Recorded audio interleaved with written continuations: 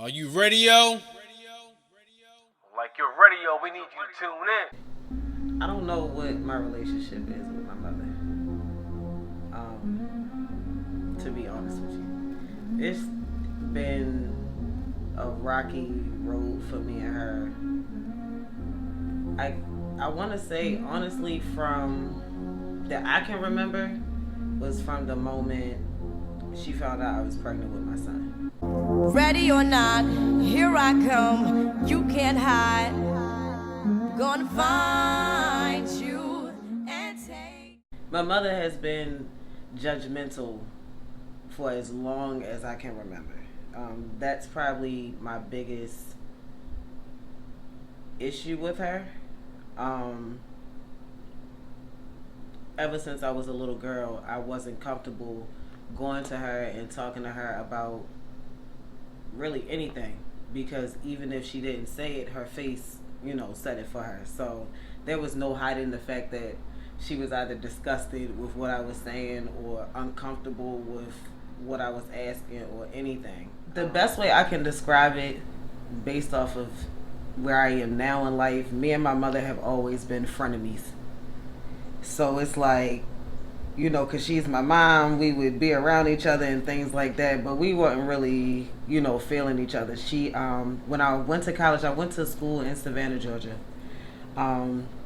She likes to say that I had a $17,000 vacation because when I went down there, I pretty much fucked up all the way around. She was kind of already, like I said, being as though she has been judgmental as long as I know her. Of course, me messing up in college was like this whole detrimental thing. And that has always been one thing that, like, my mother always, like, out of all the fucked up things that people do out here that you can become and things like that, my mother carries me like I do that type of shit. Like, I did regular kid shit, you know what I'm saying? Like, skip school, lie to my parents about where I'm going, little stupid stuff like that, so it was never really nothing major, but she would always take it to the extreme, you just the worst person ever because you didn't finish college, you know what I'm saying? So I was already, because now at this point I'm 18, I'm about to be 19, now I don't have to stay here. If you don't like me that, that much, I get out your space. My mother made it seem like I was like such this bad person. You know what I'm saying? So for the longest time, I really felt like that type of person. And it was like, it would be moments where I wear the bad guy, crown proudly, and run around and actually be the bad guy. Like, so I've lost hella friendships over that shit. But then there have been times where it's like, yo, I'm really not the fucking bad guy. Like, I'm really broken, like the broken-hearted child. You know what I'm saying? That grew into this woman and is still trying to figure it out to this day. But I just realized that who she is to me is just a title. And that's why I preach, not accepting anything just because who a person is to you.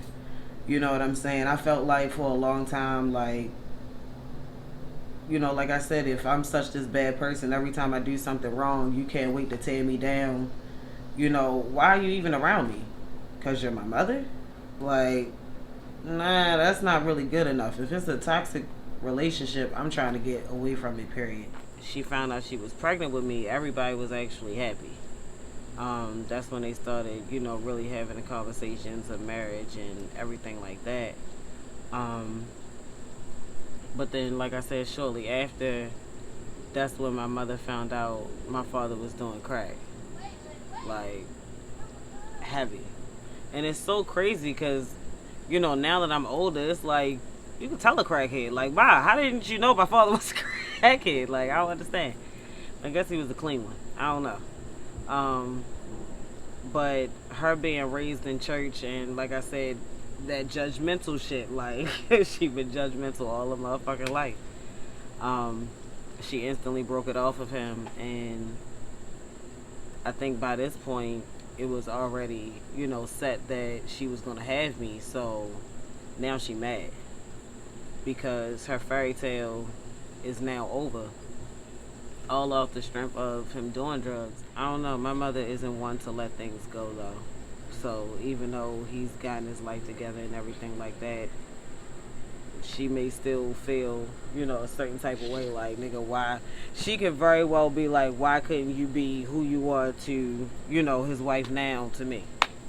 You know what I'm saying? Like, that could very well be a piece of that too. Like, why couldn't we have that? Like I remember my mother asking me,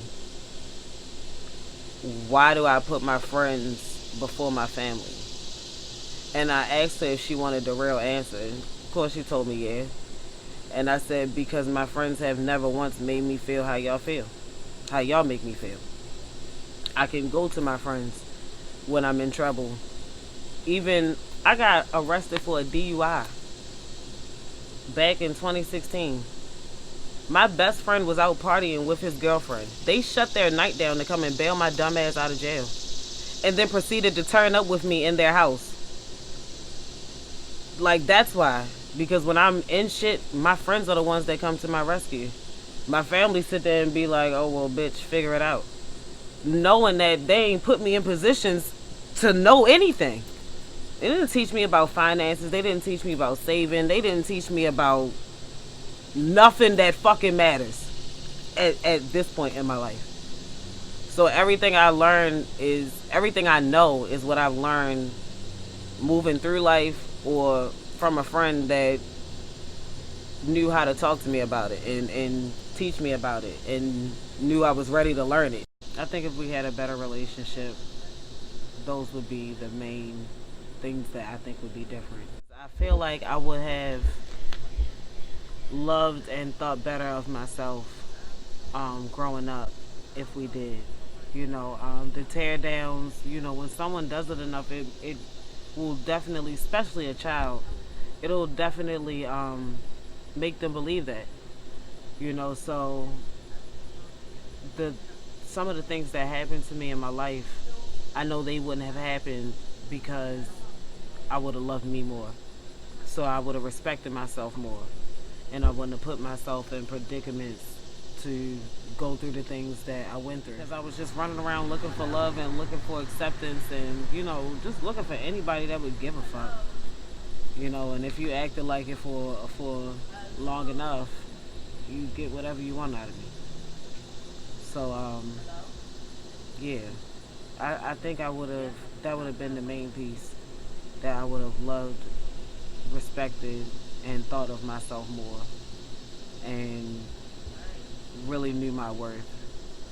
And it wouldn't have taken me so long to really grasp that I am, a good person and that I am a prize and that, people really do fuck with me. Everything isn't always an ulterior motive. Surround yourself with your people. That's one of my newest lessons. Like, when you surround yourself with the people who are there to uplift you and know what you bring to the table, know what you're capable of, they respect you, they love you, and the shit is genuine and real, you don't even have to focus on the people who don't think highly of you. A lot of times I'll sit and dwell on, something that's negative happening, when there's all this stuff going on over here for me. Why turn your back to that when you can turn your back to that?